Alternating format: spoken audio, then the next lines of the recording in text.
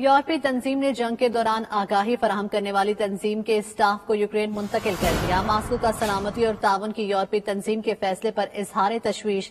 तर्जमान रूसी दफ्तर खारजा मारिया ज़खारोवा कहती हैं कि यूरोपीय तंजीम का इकदाम यूक्रेन के संगीन हालात को जाहिर करता है। OSCE ने मॉनिटरिंग मिशन में शामिल रुकन ममालिक को फैसले से आगाह कर दिया है।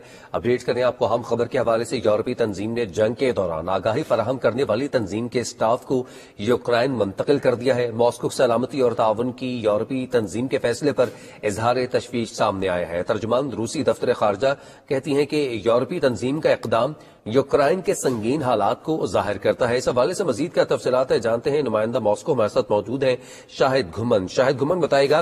तर्जुमान रूसी दफ्तर खारजा के मुताबिक मजीद क्या तफसीलात सामने आई हैं, क्या एतराजात सामने आए हैं?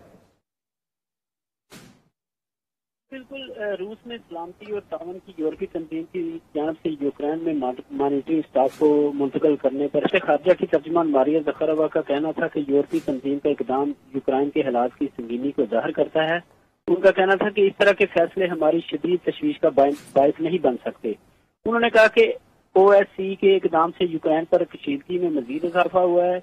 उन्होंने खदशा जाहिर किया है कि मॉनिटरिंग मिशन को मुमकिन इश्तियाल अंगेजी के लिए एक आला के तौर पर इस्तेमाल किया जा सकता है।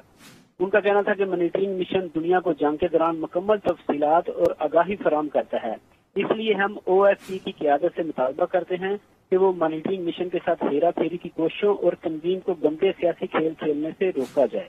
जी।